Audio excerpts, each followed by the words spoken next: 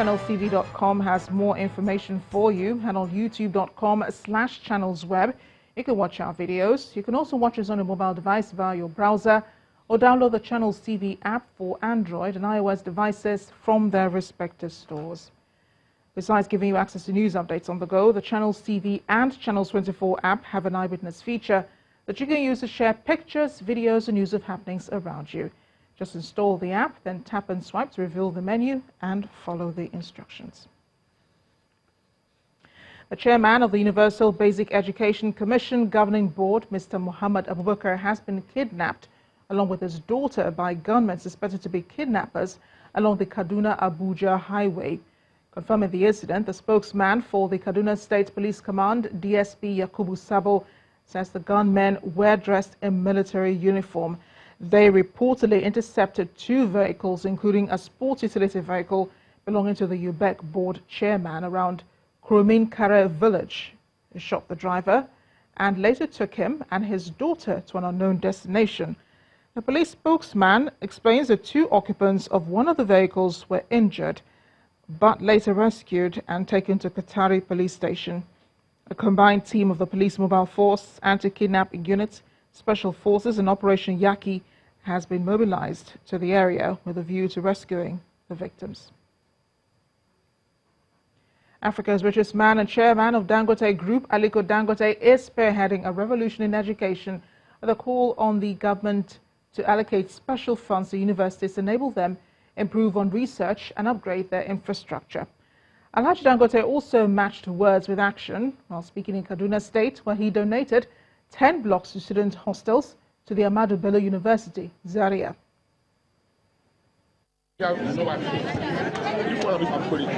Perhaps 2 things Africa's richest man, Aliko Dangote, is passionate about are education and entrepreneurship, which he believes are drivers of economic development.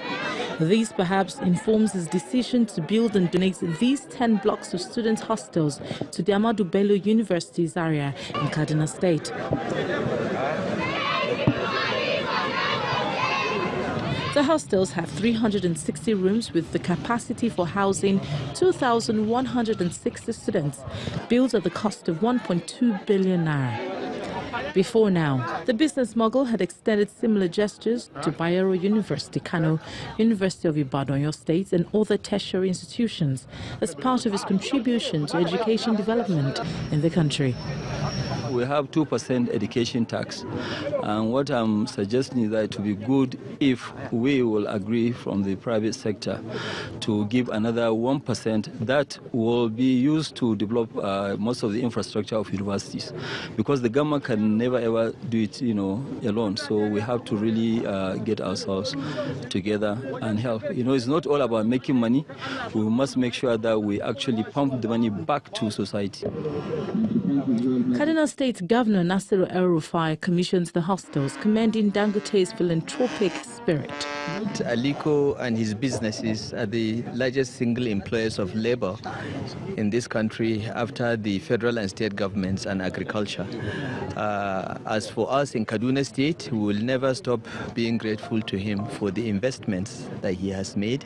Ahmadu Bello is a federal university, but there are many citizens of Kaduna State that not only attend this university, but also earn their livelihood as employees of this university. So we are grateful to him and we encourage him to do more. The new hostel, named Aliko Dangote Hall, is the largest individual intervention in any tertiary institution in Nigeria and the first to be built in 40 years after the school was established. The commissioning of the students' hostel coincides with Abu's 31st convocation ceremony. The institution confers on Dangote an honorary doctorate degree.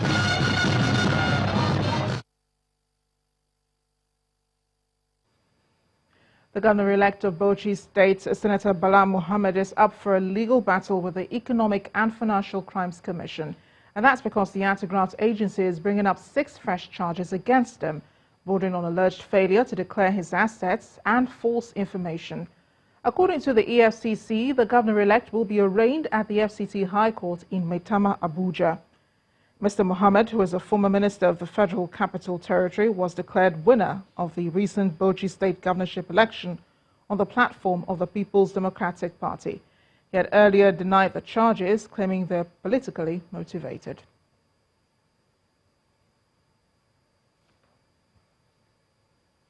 The Nigeria Immigration Service has commenced registration for a 10-year passport validity. The new passport plan also incorporates registration of enrollees by the National Identity Management Commission. The Public Relations Officer of the Nigeria Immigration Service, James Sunday, who conducted journalists around the capture center in Abuja, says over 720 applicants will be captured in a day.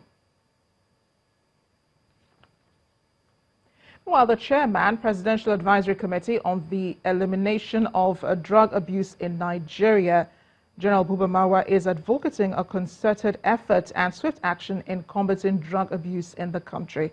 General Marwa made the call during a courtesy visit to the acting governor of Adamawa State, Martins Babale, in Yola, the state capital, as part of a nationwide advocacy against drug abuse.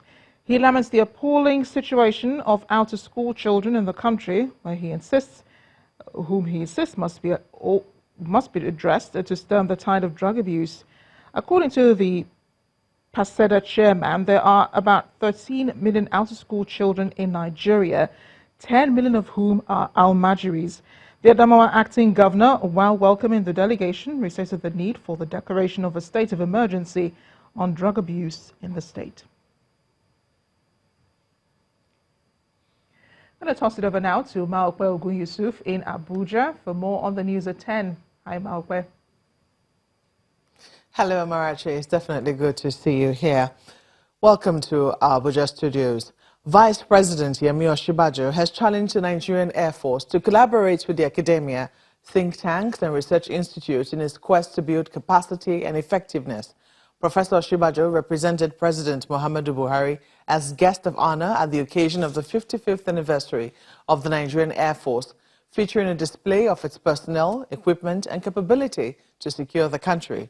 The Vice President vowed that there is no letting up on the war against terror and banditry in all parts of the country. State House correspondent Ibrahim reports.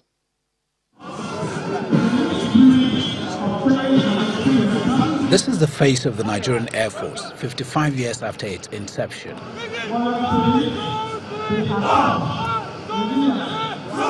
All its 7 operational commands have something on display that underscores the force's capabilities: dogs, men, and machines. Several aircraft have been added to the Air Force fleet in addition to special trainings for personnel over the years.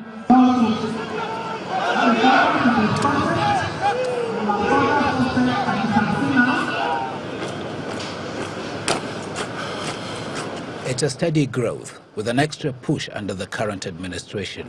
The Air Force is engaged in many theater of conflicts across the country. The Nigerian Air Force has confronted with a number of challenges. However, we are able to surmount these challenges and progressively maturing in the process.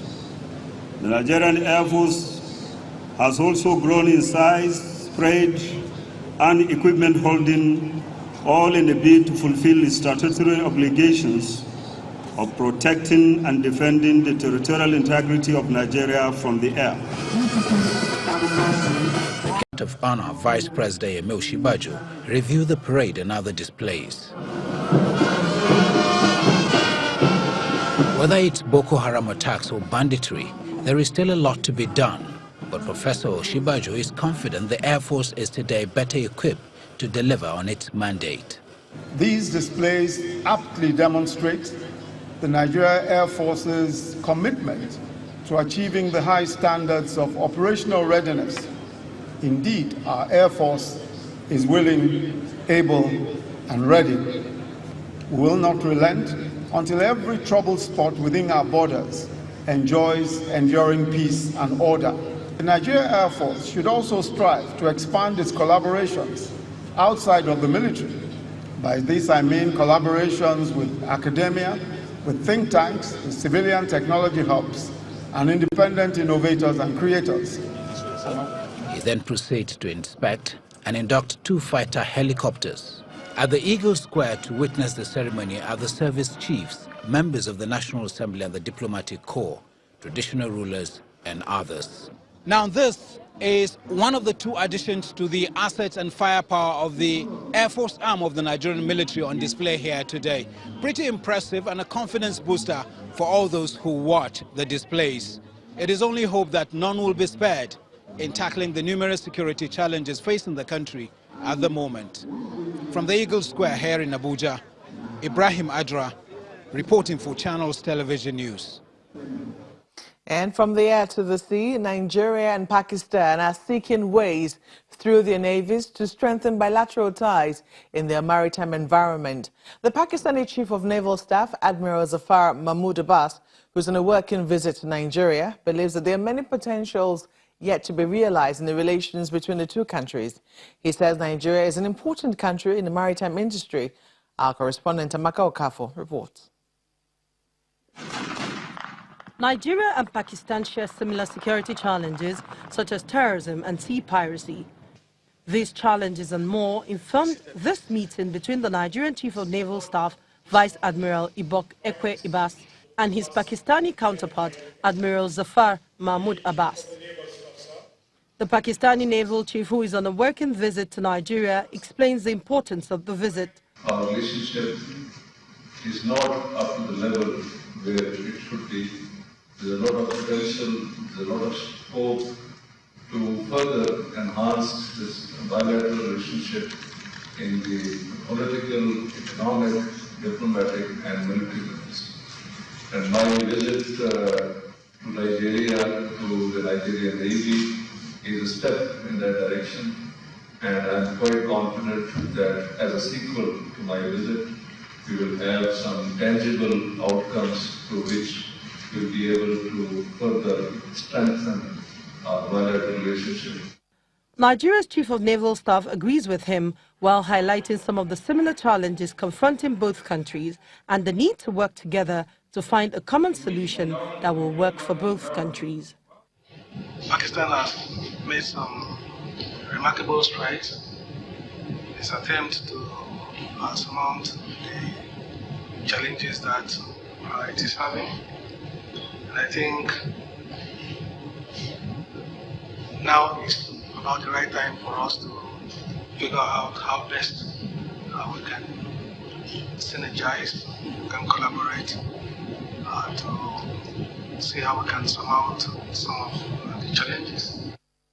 It is expected that this collaboration will yield the desired result of strengthening the bilateral ties of Nigeria and Pakistan. Amaka Okafo, Channels Television News.